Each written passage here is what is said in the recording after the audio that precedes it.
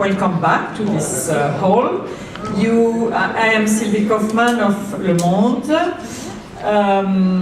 You may have noticed a semantic shift, glissement sémantique, as we say in French, from the title, the overall title of this conference, which is Defending Europe in the New World Disorder, to the title of a previous panel, which was Can Europe Defend Itself in a New World Order? And now it is Can Europe Save the Liberal Order? So we're putting the bar higher and higher, and a lot seems to rest on our Europe's shoulders now. And I must say, around 10 years ago, when ECFR was created, I would never have thought that I would be moderating a panel talking about this massive attack on the liberal order, and that we would rely on Europe to save it. But here we are. And so we have to talk about this and all those hopes. We have the best panel we could dream of. We have our truest European, even though he's British, Timothy Garton. Also from Europe, but from the part of Europe, Poland, where this liberal order is questioned, though I guess she has slightly different views on this, Karolina Wigura of Kultura, Liberalna. And from Princeton University, John Ikenberry, who has theorized the international liberal order. And just to show that I am more disciplined than Phil Stevens, my colleague, don't forget that there is a short video we are going to watch by Anthony Dworkin, who has written with Mark Leonard a very impressive essay, which I highly recommend you to read. I think it's available outside this room. Can Europe Save the World Order? So we'll watch this video and then we'll start the discussion. The idea of a rules-based international system is hugely important for Europe. The EU embodies a liberal order at home, and it depends on an open and stable rules-based system abroad for its security and prosperity. And that's a problem, because the international order that's existed since 1945, and in a more developed way since 1989, is under threat. It's under attack from outside by illiberal powers like Russia and China that want to rewrite the rules in their regions. And disconcertingly, it's also under attack from within. Under President Trump, the country that was the guarantor of the system has seemingly abandoned it, withdrawing from the Paris Climate Change Agreement and the Iran nuclear deal, and undermining the rules-based trading system as well. So how should the EU respond? There's no point trying to roll back the clock and recreate the order as we like to think it existed 20 years ago. The liberal order was never settled and perfect. It relied on a power balance that no longer applies, and it's been losing support at home among domestic populations, not only in the United States. The EU should put the defense of a rules-based international order at the center of its global strategy, but it needs to rethink the order at the same time. In security, that means adjusting to a more sovereignty-focused world.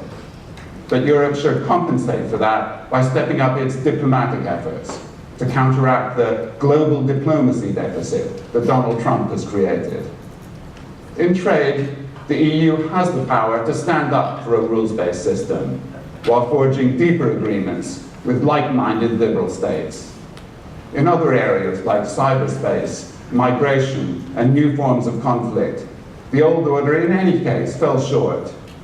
Here, the EU should put itself at the forefront of efforts to develop new norms for new challenges.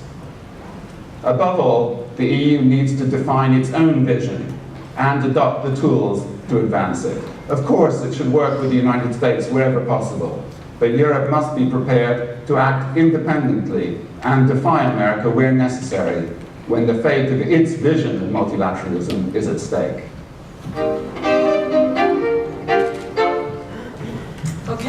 Timothy, why don't you start?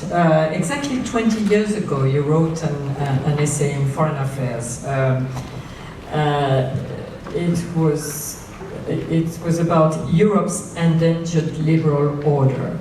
And you wrote that this liberal order was endangered by the, quote, forced march to unity. Do you feel vindicated? So what do you say? You'll be amazed to hear that I agree with myself. Defying the old jive that a liberal is someone who can't take his own side in an argument. No, I think it's hard to dispute that the Eurozone, as it has developed, has actually sharpened differences within Europe, in particular between North and South Europe, and that, which is what that article envisaged. I mean, that takes me to my first sort of comment on our title, which I think deserves some kind of a gold medal for wishful thinking, to say that Europe will be the saviour of the liberal order.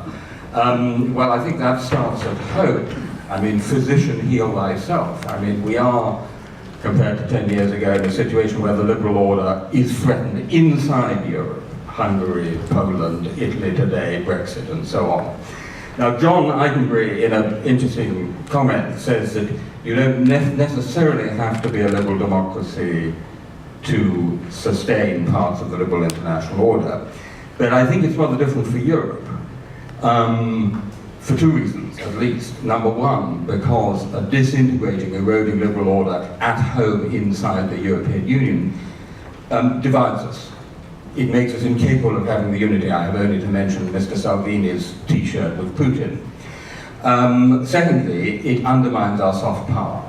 I mean, if we do not practice at home what we preach abroad, we become less credible. So first comment is we have to save the liberal order at home before trying to do anything about it abroad.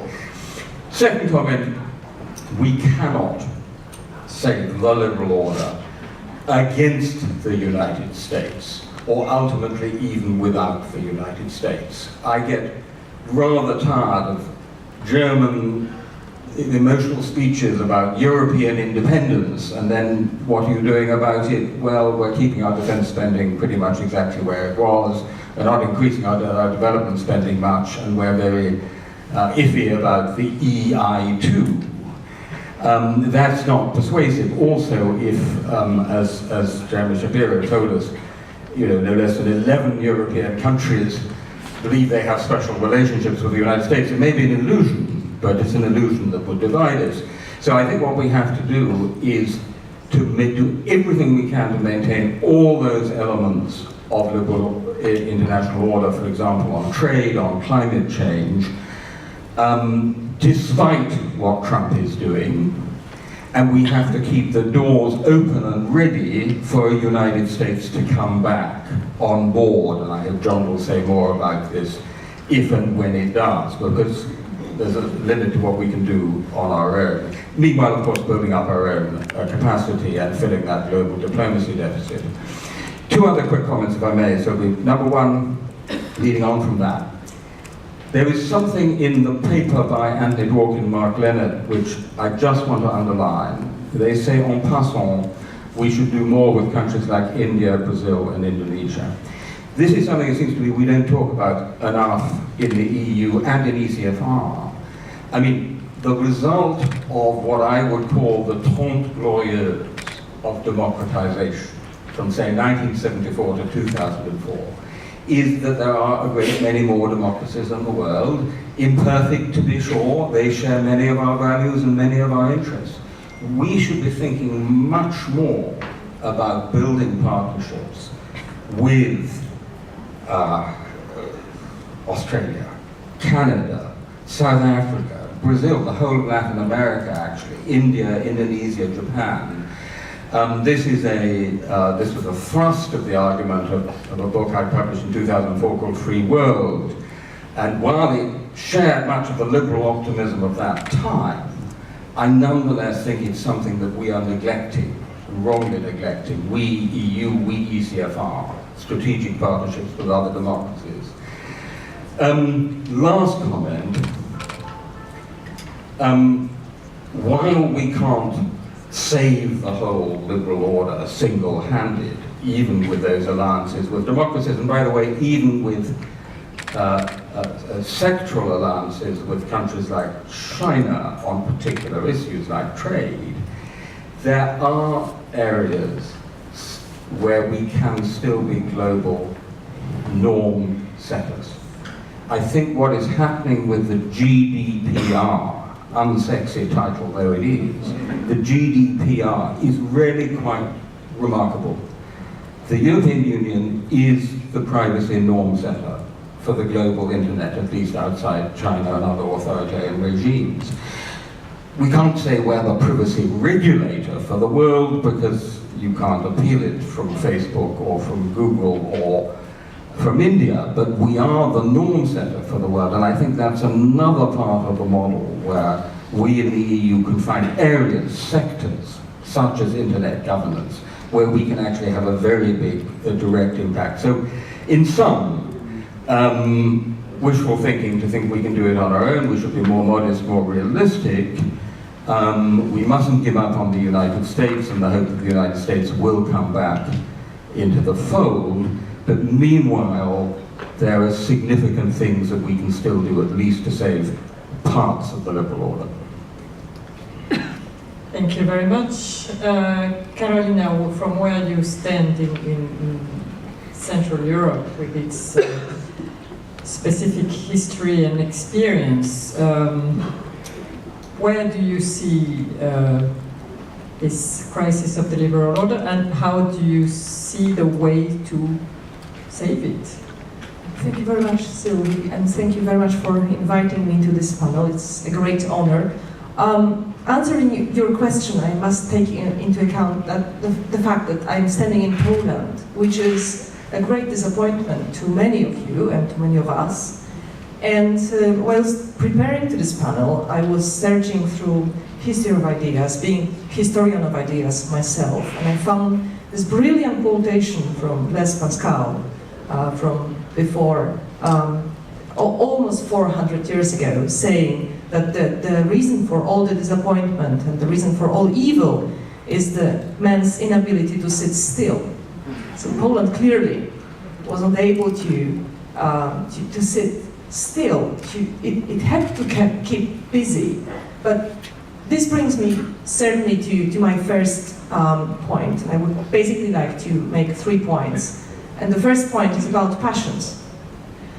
Europe is a project, and we rarely only speak about it when we think about the liberal order, but it is a project based on a particular emotion, which is fear. It is the fear of the past.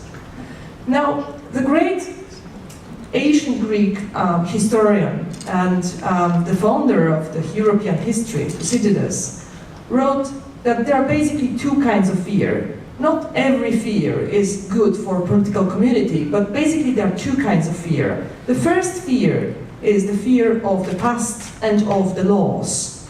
As long as a community is afraid of its own laws and of the past, it is capable of building wonderful things. But there is also a second fear, which is the fear of the future, which is the fear of death, which is the fear that we are not going to achieve everything in the time that we have. And this is a fear that actually creates, that spoils the political community.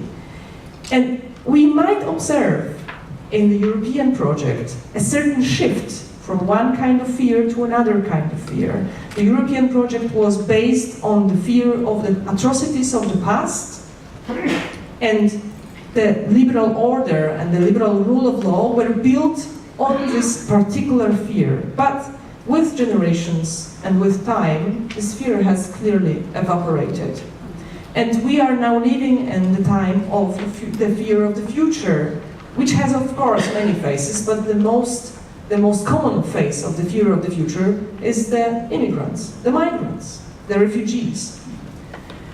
So the shift from the fear of the past to the fear of the future is something we have not grasped, and I believe we cannot reshape the liberal order in Europe, and even less we can expect that we might do anything for the liberal global order without grasping this fear.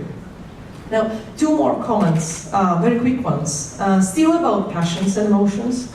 The first is disillusionment. It is also rarely said that after 1989, there was in Poland, as the political writer Jarosław Kuisz skillfully described, a certain mythos of the West. This mythos of the West allowed us to transform Poland into a democratic country, into a liberal democratic country. It was not only based on predictions that the European economy is better, it was also connected with an idea that European morality, Western European morality, is better than the Eastern one. Well, this mythos has evaporated also with the time and with the generational change. And also with the scandals like, for example, the secret CIA prisons in Poland, which proved that basically the Western morality is as ambivalent as the Eastern one. Now, this void that was left after this mythos of the West was skillfully played by the populists that turned it into the hostility towards Western Europe. But also there is a mutual disillusionment, because also there was a mythos of the East. There was a certain mythos of Poles and other nations that we would be the ones that would learn so quickly and so skillfully, and we so good in these transformations, and we failed. And so we have this mutual disappointment because between two halves of Europe, and again, without grasping this, we probably would not be able to rethink liberal order in Europe or beyond. The third point is about liberalism and liberal elites. One must remember that the builders of the Third Republic of Poland, the people who were until 2015 at power in Poland, have reasons to feel endangered by what is happening. And they feel very bitter, and this is understandable. But my generation, the generation of slowly turning 40, we felt very bitter in 2015, and we still do for other reasons. The reason is that the 2015 elections and the time afterwards revealed a very serious crisis, political crisis, moral crisis, strategic crisis of the liberal elites. But at the same time, those people tend to think that what we are observing right now in Poland and also beyond, today in Italy, after the new government is being formed, is in the ancient Greek sense rather a chance and not a final and ultimate end of liberalism. So we face a chance to reinvent liberalism, of course. However, it will not be possible without deep rethinking of the passions and about rethinking not only passions of the people, but also our own passions. Thank you. Thank you very much. Do you, just one small question before I give the floor to John Ikenberry, do you think these liberal elites, which you think have failed, have they started to atone for this failure or for their mistakes? Is this work being started or not? This is a wonderful question. I believe, at least I can speak for Poland, I believe there is a wide and ever wider discussion within the liberal elites about what liberalism means in the new changed global order, new changed global economy, and European order, and also what could be the role of liberal elites, how we could tone liberalism, what new understandings of liberalism are possible. The only problem is that we still need time, and the world is losing patience with us. Thank you. We were talking earlier with Timothy about La Revanche des Passions, which was the last book of Pierre Asner, and so is this what we are seeing, Timothy? The Revenge of the Passions? I'm so glad you mentioned our dear and much missed friend Pierre Asner, because he anticipated this so much sooner. If I may, because Mark mentioned it, let me quote to you something he wrote in Esprit in October 1991. He said, "Humanity does not live by liberty and universality alone. There are other aspirations which have led to nationalism and socialism," and then he describes those aspirations as the search for community and identity, for equality and solidarity. And that captures so brilliantly, in one sentence, everything in this liberal self-examination we understand that went wrong. We neglected community and identity, and we neglected equality and solidarity. And then the question is what we do about it. Brilliant.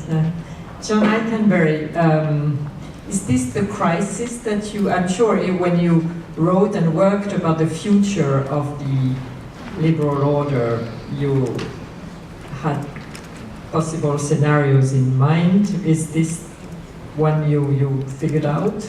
Well, I don't think I figured it out. But first of all, let me just say thank you to Mark Leonard, and this is my first visit here, and this is a terrific gathering. And I actually was eager to escape Trump's America and come here to breathe liberal air in Europe, and now I feel like maybe you're also coughing like we are in our country, so we're kind of in it together, which actually is something that could be turned into an advantage, and I'll say a little bit about that. But obviously these are not happy times for liberal internationalists in Europe or in the United States. Something big is happening, we aren't quite sure. From my position, I think of 2016 as a world historical turning point. Brexit and the move towards sovereignty and nationalism more widely in Europe, and then of course the election of Trump has a feel that it is a marker, kind of turning point. The twin projects, the European project and the American post-war global liberal order building project, both seem to be in crisis. And of course they're connected. The global liberal order, the rule-based open multilateral system, provides a framework for Europe to do its thing over its decades of building Europe. And so too, Europe, in a kind of vanguard movement forward over these past decades, has shown a light into the future about how political integration and composing differences and developing new types of institutions to gather in collective action has inspired the larger order.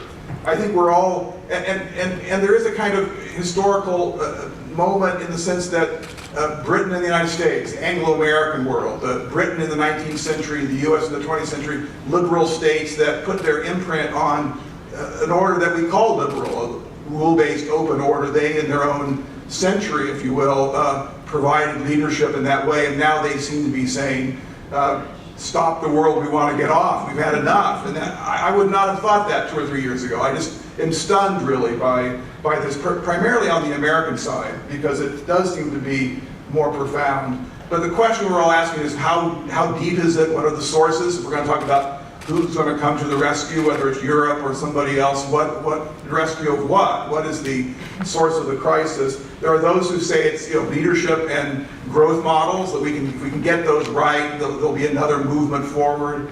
It may be, we spent a lot of time talking about Trump.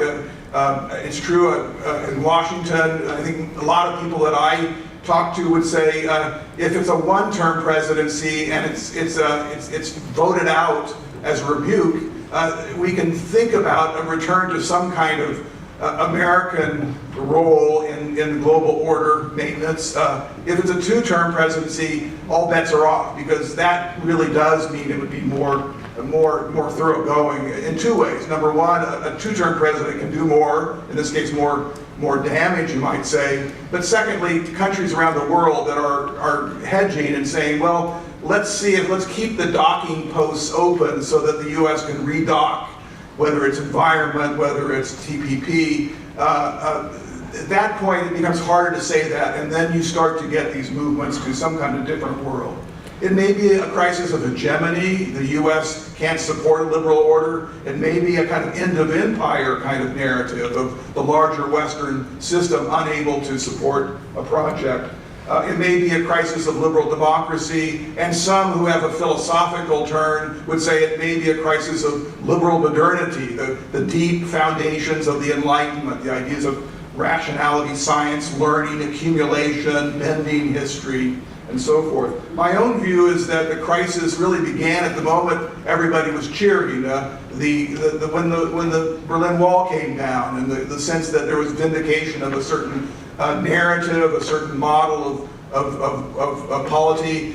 It was at that point that the order that we have to remember was an inside order. It was an order that was built during the Cold War as a community of democracies who were in competition with other kinds of projects for the world system. And that when that inside order became the outside order, when the liberal order became more globalized, lots of things happened that kind of were in slow motion process of creating crisis. Two things in particular, partly because it was succeeding so well, liberal order in the West, it overran its foundation, so the G7 world was not enough to support it. But secondly, and this is a theme I think the panel is getting to here, there was a kind of thinning out of what liberal order means. It was, during that Cold War period, a sense of a security community. If you're in it, it's not just free trade and protection, it's a kind of way of life. It's an insurance scheme that your employment will be stabilized, a kind of social democratic vision of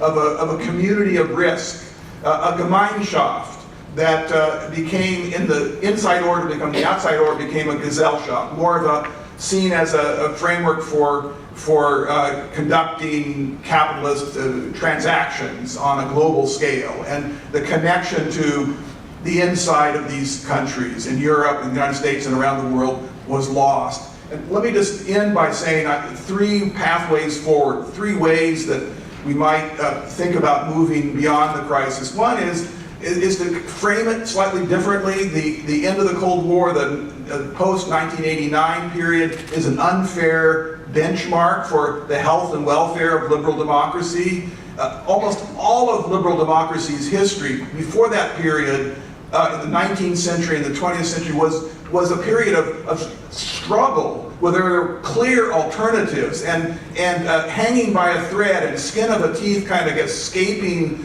fascism and communism. So don't think of it as a failure to make good on the post-Cold War period, but think of it as an ongoing struggle with other periods, whether it's the 1930s or the 1870s or the 1970s, when we had all the oil shocks and stagflation, and the US abruptly went off the gold dollar standard. There was innovation, liberal democracies came back, so think of it more as a struggle and not as a final moment. Dialectics, so forth. Secondly, reestablish the connections between the nation or the national and the international. They aren't opposites. Nationalism and internationalism were both born in the 19th century as twins, really. You needed one for the other. And nationalism, whether it's in the 1940s, the Bretton Woods system as a way of creating capacities for the nation, for governments, modern governments to do new things, to protect their workers, to provide stability. So internationalism is partly a project to create infrastructure so that nations can achieve things, can advance in various ways.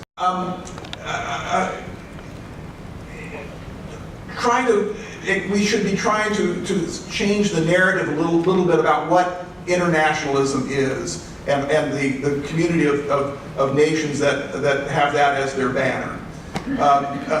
yes, mutual interest, that's what we do, and we trade with each other. Shared values, because we're like-minded, and therefore we're more likely to cooperate. But after interest and values, there's a third source of cooperation for the liberal order, which has always been underappreciated and kind of in the background, and that is, we'll call it mutual vulnerability. Not because we can gain through trade or share through values, but if we don't cooperate, we will surely hang separately, as Benjamin Franklin said, if we don't hang together. That is to say, mutual vulnerability, fear of modernity's dark side, and that requires a project that can only be called liberal internationalism. If the world does not, there's no guarantee that the future will be liberal democratic, but if the world is going to be decent and functional and solve problems, it will be.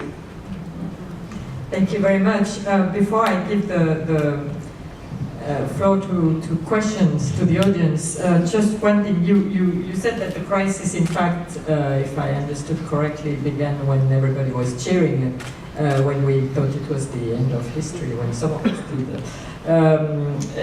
So is there a lack of competition, which is ruining us, or is we had a panel on one of the breakout session was about China and multilateralism. Is China, for instance, competition? Is it an alternative model now? Well, that's a great question, and I kind of want to have it both ways. I want to argue that the liberal order was built on, it's a kind of type of internationalism we associate with things that liberal democracies have done over the last period, but it's been built on what might be called Westphalian internationalism, which is older. It's sovereign states cooperating intergovernmentally to do things that sovereign states want to do. Arms control. We did a lot of arms control with the Soviets.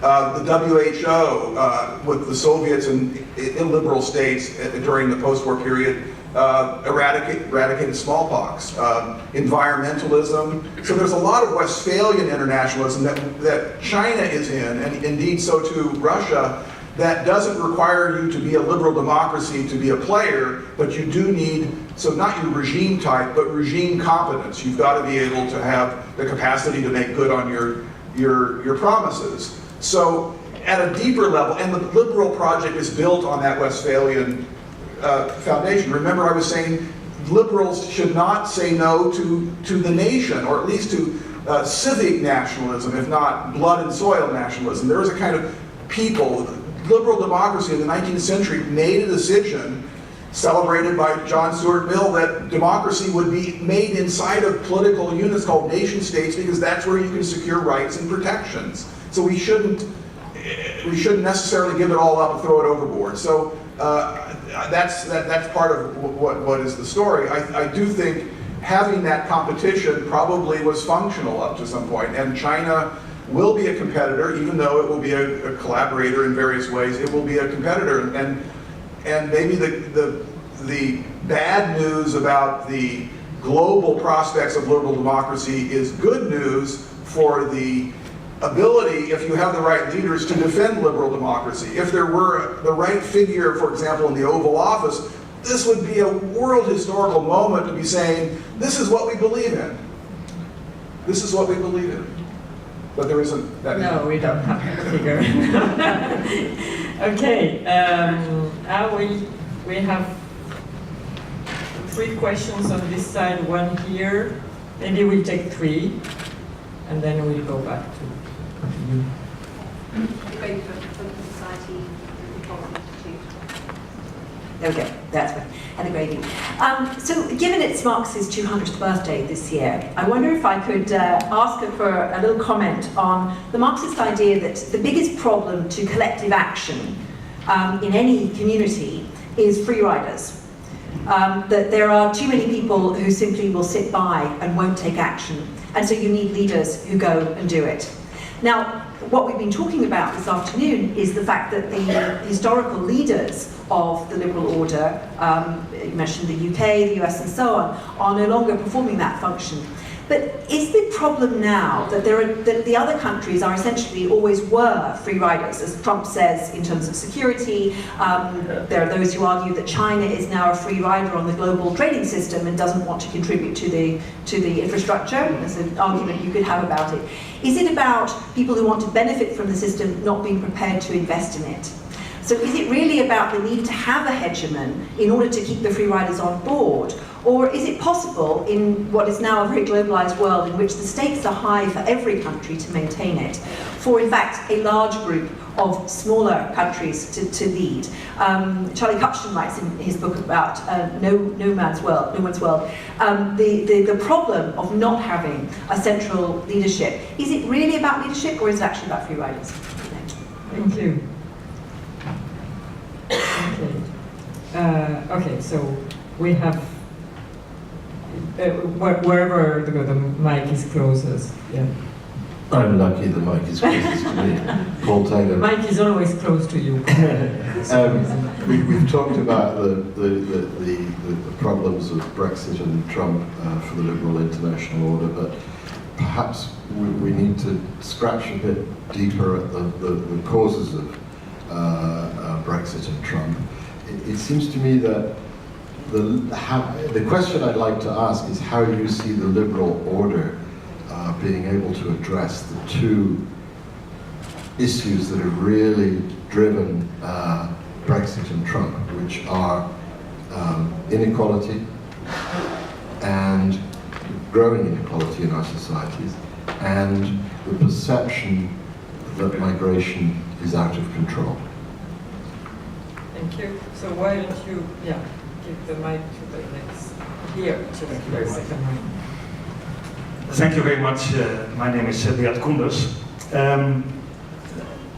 This meeting is a little bit at a level that goes beyond Trump and Putin and Europe. It's about what we actually want to defend.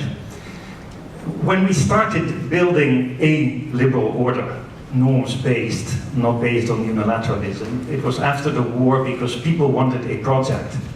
They wanted a balance between where they had national control and how they could cooperate internationally in Europe and in the world.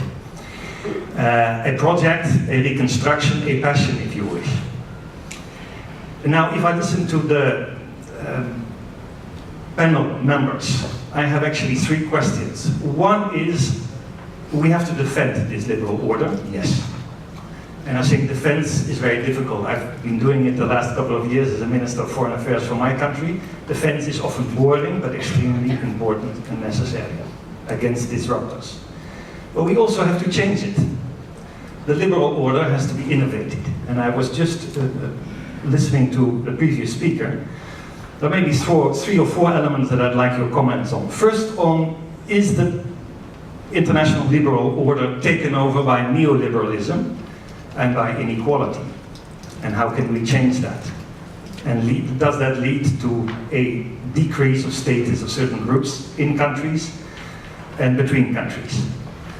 The second is on the concept of human rights. How can we ensure again that human rights as an essential part of the liberal order is again taken seriously? Now it's been seen often as double standards, correctly or not, non-universal, with pretensions, and not pragmatic and universal. And I think we have to restart thinking about that, how we can rebuild the credibility of the human rights issue. But the third element is identity and passion. I think that's very key.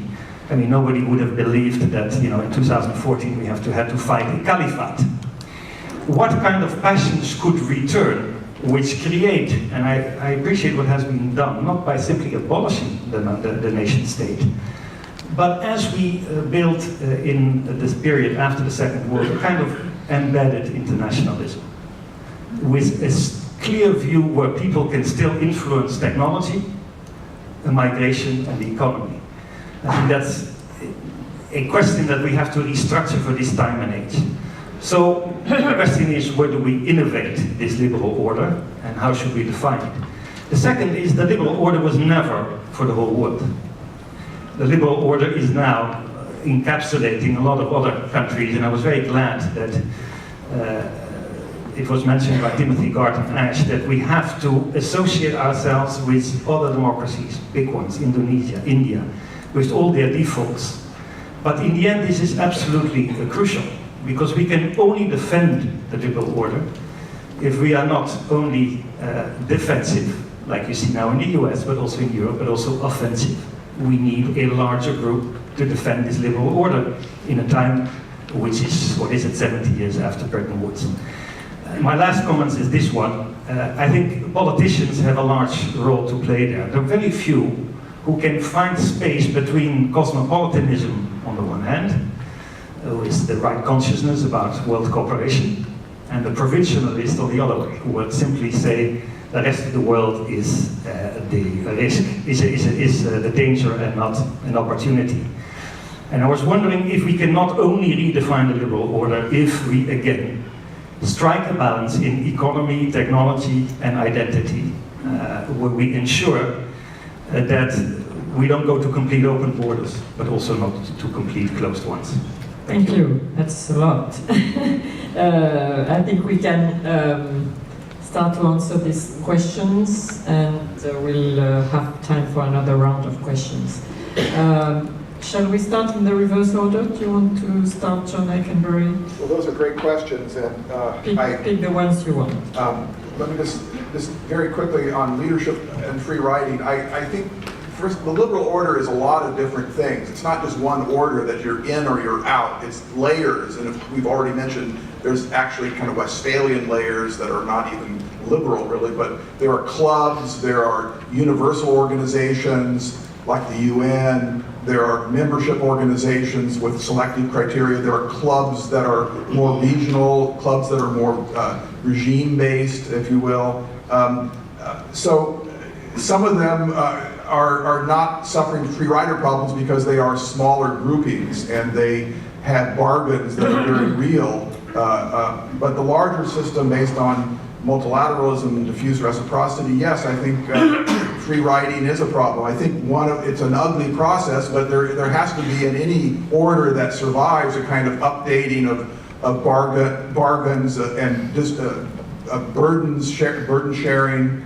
Some of that may take place, again, in a kind of ugly way through Trump's bombastic moves. There may be a kind of adjustments that may actually be needed and probably could have been done in other ways. There are also bargains with rising states, many of whom are liberal democracies, India, Brazil, and others, that a few years ago we thought the biggest problem was not inside of the West, the biggest problem to the international order, and nor was it Russia and China. It was the rising states that wanted a seat at the table. Remember, that was the issue. And the idea was, and I think Clinton as Secretary of State and Obama, I think were talking this way, Europeans were too, that there's kind of a bargain where more voice, but also more burden responsibility. And that broke down, and we've lost that set of dynamics.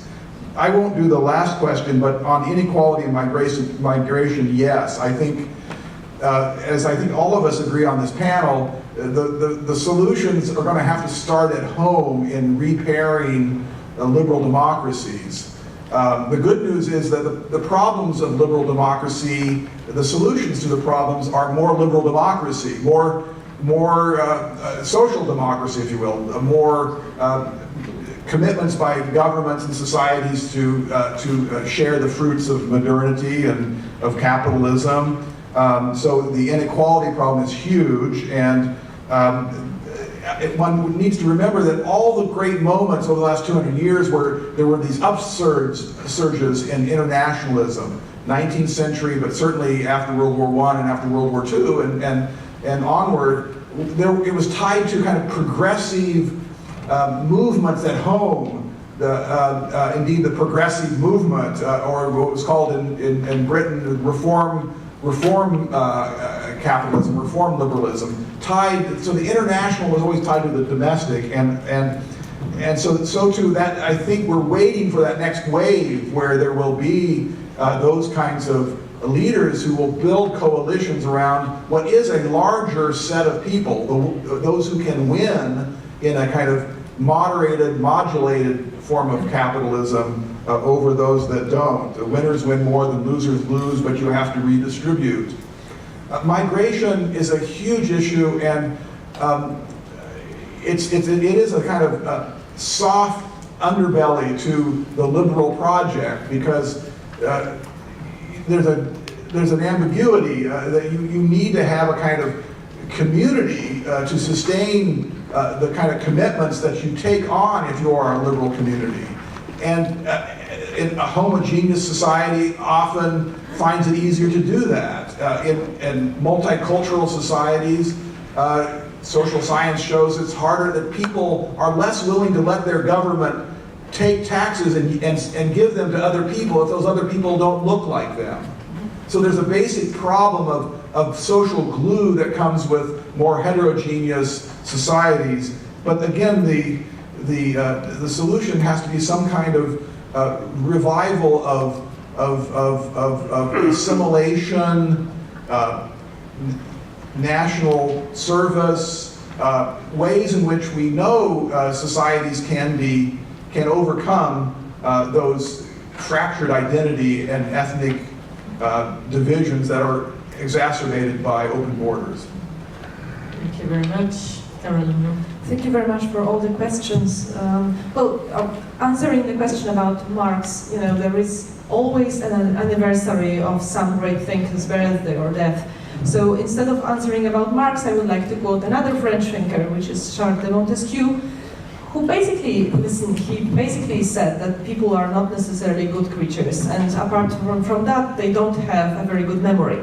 So because they don't have a very good memory and they are not necessarily very good themselves, there are a couple of ways to make them work well as a community, and those ways are basically rule of law, division of power, and positive passion around which they can integrate one another. It's not by chance that populist governments often want to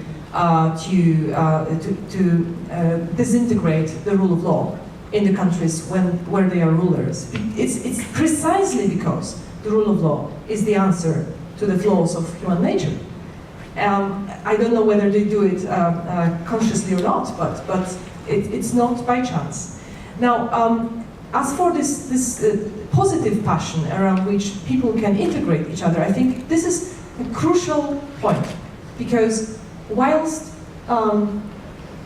escaping from the atrocities of the Second World War and also of the atrocities of both totalitarian systems in Europe, so the brown one and the red one, we always had another positive passion. Apart from fear, we had hope for the better future. Hope for the better future is the passion that created Central and Eastern Europe after 1989. So in order to embrace the crisis of liberalism, we have to think about positive passions. What is the source of hope?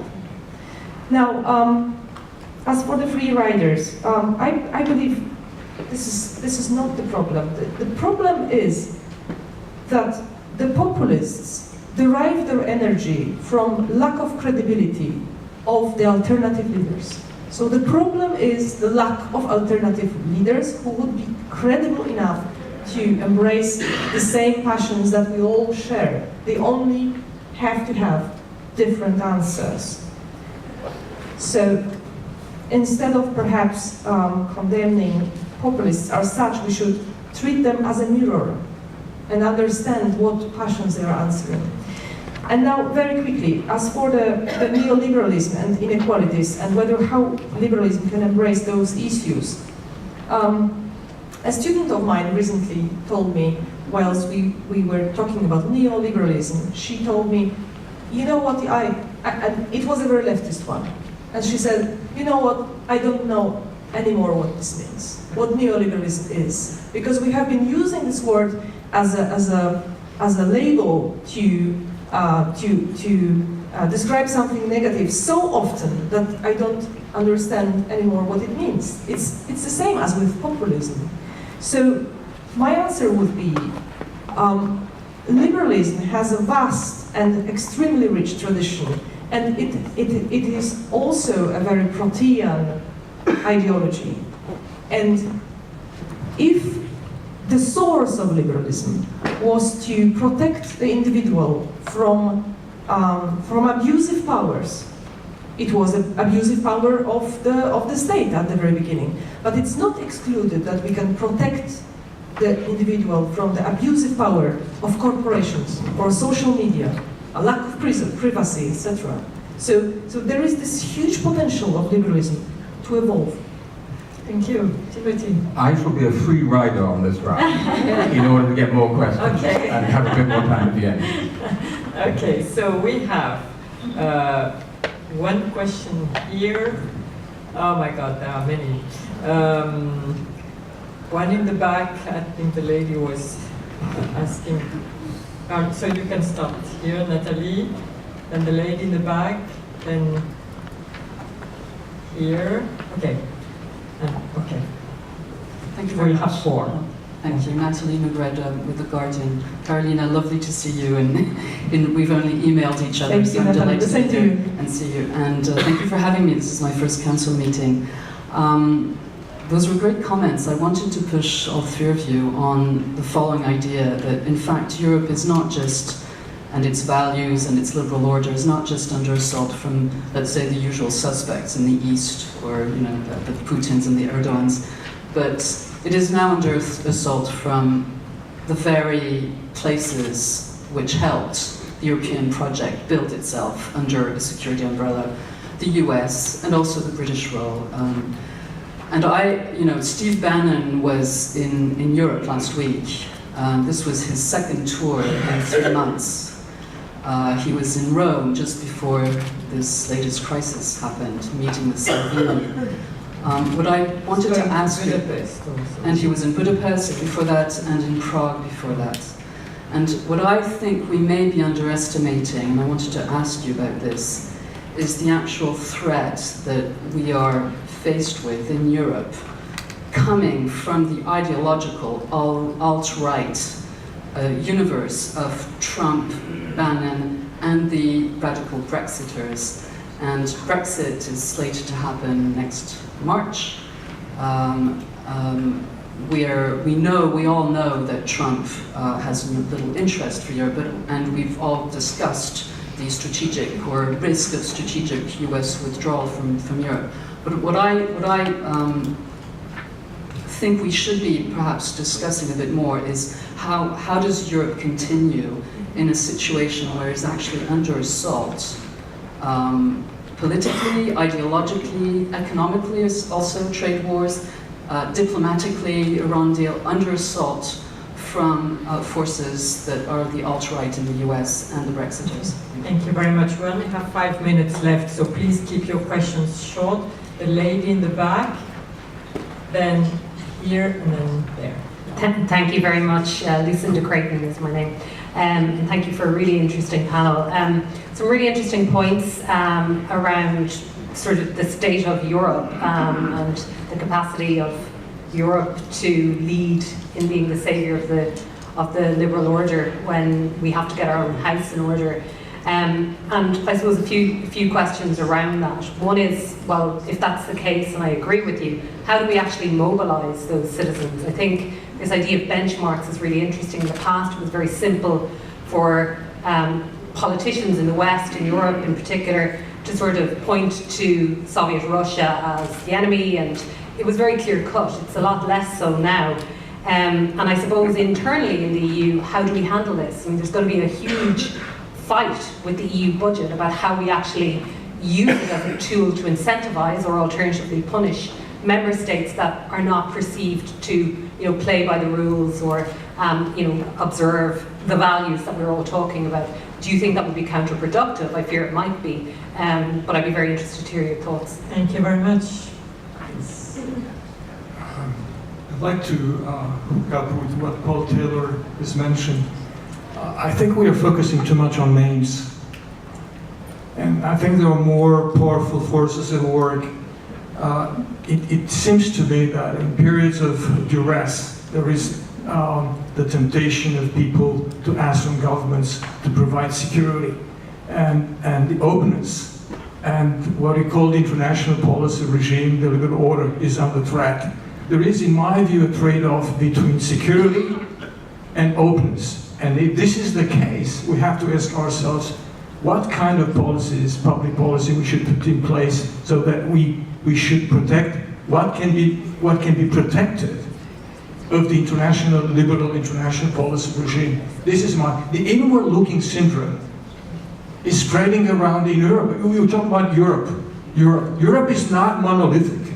We have people on the very right, on the very left, people at the very center, people who would love to continue with the liberal order, and people who do not trust any longer the liberal order. I mean, these are not just Europe. What is Europe nowadays? And because you mentioned Girasner, I remember William Puff wrote The Broth of Nations, I think in 1991, 1992, which is also, I think, quite an interesting booklet. Thank you. Thank you. And last question, please.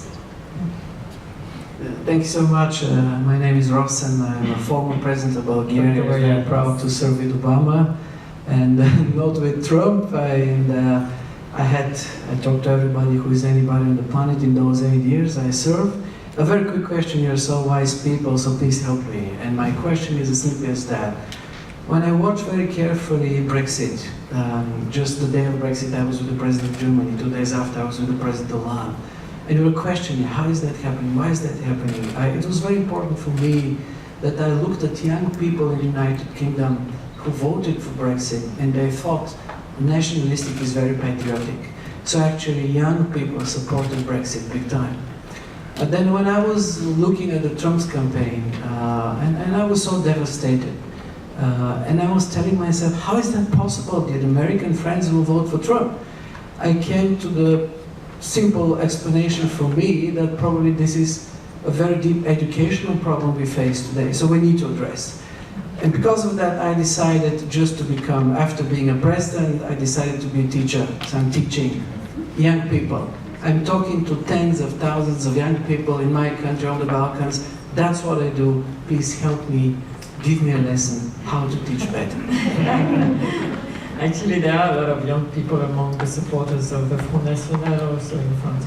So Timothy, you have 5 minutes to solve all these issues. Okay.